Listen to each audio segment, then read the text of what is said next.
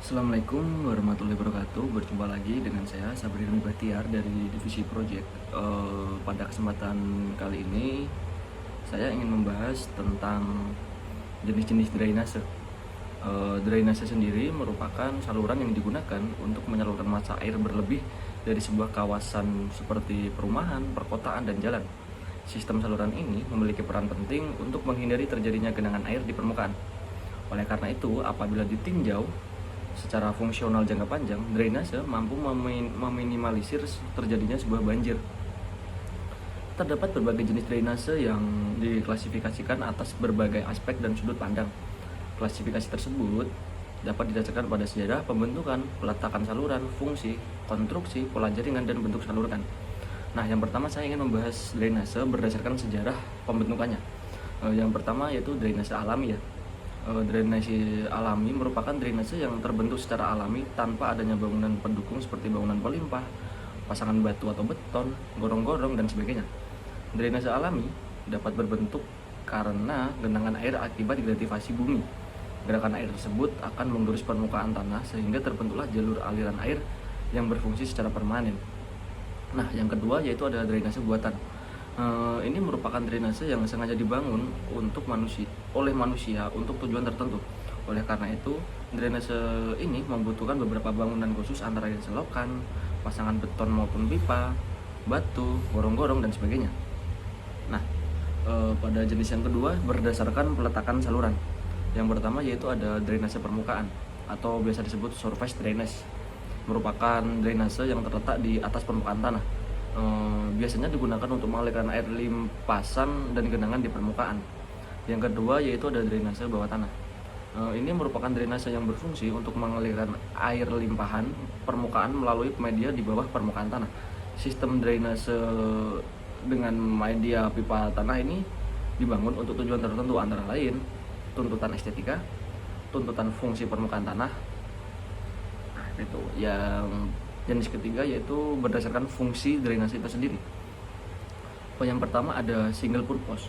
Drainase single purpose merupakan drainase yang dibuat khusus untuk mengalirkan satu jenis air pembuangan saja. Contohnya, di suatu wilayah dibangun saluran drainase untuk air hujan, maka saluran tersebut tidak boleh dicampur dengan air pembuangan lainnya, misal air WC atau air kamar mandi atau yang lain.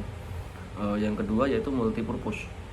Drainase multipurpose merupakan drainase yang berfungsi untuk mengalirkan beberapa jenis air pembuangan, baik dialirkan dalam bentuk air, campuran, maupun dialirkan secara bergantian. Contohnya, drainase di sebuah perumahan digunakan untuk menyalurkan limbah rumah tangga sekaligus air hujan biasanya. Jenis yang ketiga yaitu berdasarkan konstruksi. Yang pertama yaitu ada saluran terbuka. Drainase yang memiliki bagian atas terbuka ini berfungsi untuk mengalirkan air yang tidak mengandung limbah berbahaya seperti air hujan. Drainase saluran terbuka sangat cocok untuk diterapkan pada daerah yang memiliki luasan lumayan cukup ya. Yang kedua yaitu saluran tertutup. Drainase ini memiliki bagian atas tertutup. Pada umumnya dibangun untuk mengalirkan air limbah yang dapat mengganggu kesehatan atau lingkungan. Drainase ini kerap ditemukan di wilayah perkotaan atau pemukiman. Yang kedua yaitu berdasarkan pola jaringan. Berdasarkan pola jaringan ini ada beberapa jenis ya. Yang pertama yaitu bentuk siku. Drainase bentuk siku biasanya dibangun di wilayah dengan kondisi permukaan lebih tinggi daripada sungai. Umumnya sungai menjadi saluran pembuangan akhir terletak di tengah kota. Yang kedua yaitu bentuk paralel. Drainase bentuk paralel memiliki saluran utama berada sejajar dengan saluran cabang. Adanya saluran cabang atau sekunder yang berjumlah cukup banyak dan pendek, saluran-saluran tersebut dapat disesuaikan dengan keadaan apabila terjadi pengembangan kota. Selanjutnya ada bentuk grid iron. Drainase bentuk grid iron biasanya digunakan di daerah yang memiliki sungai di pinggiran kota. Yang selanjutnya ada bentuk alamiah. Nah, drainase bentuk alamiah pada dasarnya sama seperti bentuk siku, namun beban sungai pada pola alamiah cenderung biasanya lebih besar. Yang selanjutnya yaitu ada bentuk radial. Drainase bentuk ini biasanya terletak di daerah perbukitan, sehingga bentuknya memancar ke segala arah dan tidak bisa ditentukan. Selanjutnya yaitu bentuk jaring-jaring. Drainase dengan bentuk jaring-jaring merupakan drainase yang arahnya biasanya mengikuti jalan raya atau jalan umum. Umumnya drainase ini diaplikasikan pada daerah dengan topografi mendatar. selanjutnya yaitu berdasarkan bentuk saluran. Ada bentuk trapesium, persegi panjang, setengah lingkaran.